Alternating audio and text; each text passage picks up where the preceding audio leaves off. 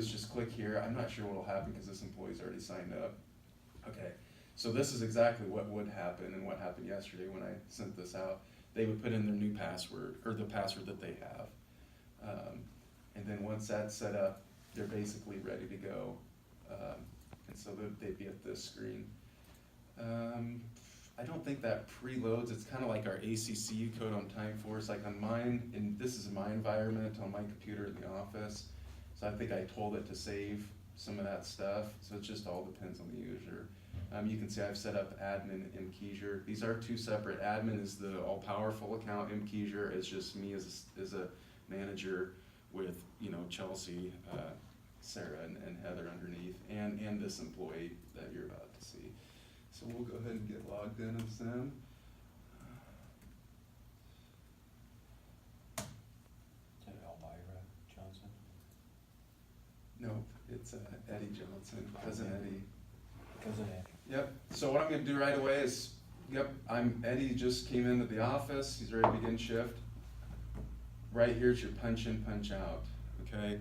So I wanted to hit that right away just so you can kind of see what that triggers. Number one, it triggered this recent punches, so you can see what's all happened. These weren't real punches, I set these up as admin. We'll talk about those later, but it still shows.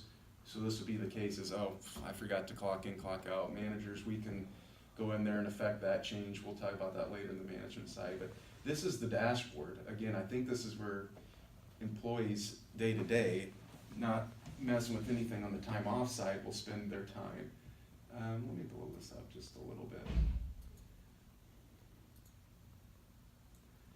So again, you got your recent punches.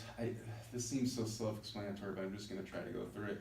This is just a nice bar chart showing, you know, as the week goes on, where you're at. For the most part, you want to see it at 8 hours. It just makes sense. But if somebody, you know, so Sarah Grigsby's leaving at 9, until she has a time off event created and approved, she's just going to be in here at an hour and 3/4 or so.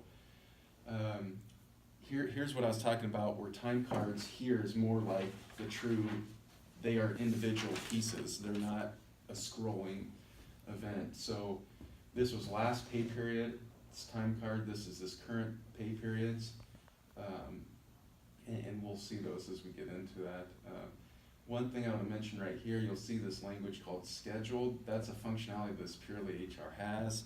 We're not going to really utilize it because we got, really with the MSRs, we got schedules here that can be 7:15 for a while and then, you know, bounce all over, and that'd just be another headache to have to hassle them if it didn't match up. After talking to them, purely HR, we don't have to do that. It would have been nice for some things on the exempt salaried employee side to track, but not really, and it didn't really help us get any more information than we needed. So this is, again, the main landing screen. Say Eddie came in, clocked in at 8:12, and he goes, crap, I forgot, I need to run home, but he's a ways away, whatever, or just needs to clock it. It's just as simple as coming in here and hitting end shift. So we've captured that. While I wait for that to get a minute or so off, what is set up here in the background is employees can't just access this. You know, they can't log in from their home phone or phone. Oh, I'm going to be 10 minutes late. I'm going to go ahead and log in now at my house to this website. It'll allow them to log in. This will be read and say, I can't. Yeah, basically say no. What that is an IP restriction.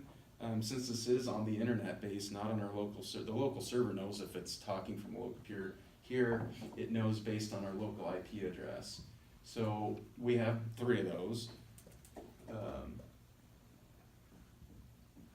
Doesn't matter the number, that's that weird string of numbers. Each of our location has an outside facing, we have internal facing IP address, but we had outside 26.1288, whatever. So those 3 have all been set up. I've tested it at each location and they've worked. I've tested it from remoting into my home computer, pulling up the website, and that's where I said, I just can't recall what that button says, but it's red and it just says, you know, will not work. So there's a protection there. So Eddie's back in, we'll go ahead and clock him back in. This who's in is interesting screen, there's some good information, I'm just not so sure how much we'll use it.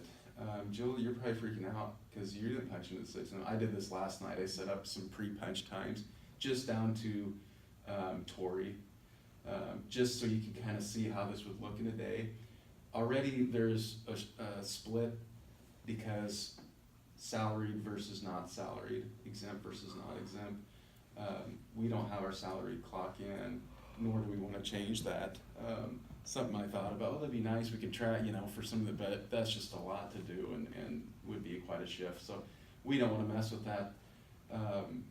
Where's cousin Eddie? There he is. So you can see his is kinda a little bit more muddy, cause he clocked in, clocked out, clocked back in. This screen, I don't know if we'll use it. I even wrote here, looks neat, but probably not much value to us. I'm thinking even Grigsby, it'd be a quick glance for her to see who's in, who's out, but not really, because again, was Camp in or out, who's to know? The software's not gonna say, because again, she's hourly or salary, she's not gonna be on here. So just something to be aware of, that's what that is. Shows you the in and outs, again, because we don't use that schedule function. The schedule function would look like this, there's Goofball right below Eddie. I set up a test template for me and Heather, I put 8 to 12 and then 1 to 5. That's all that's showing. And so this is a carryover, I deleted that template and all that, their developers are looking to get that off, it's kinda just hung around. But if that was in place and I wasn't showing as in, it'd say I was missing. But that functionality, that's a little bit further along, that'd be great in a factory, somewhere you've got a lot of hourly staff, you're trying to make sure who's in and out, there's hundreds of them.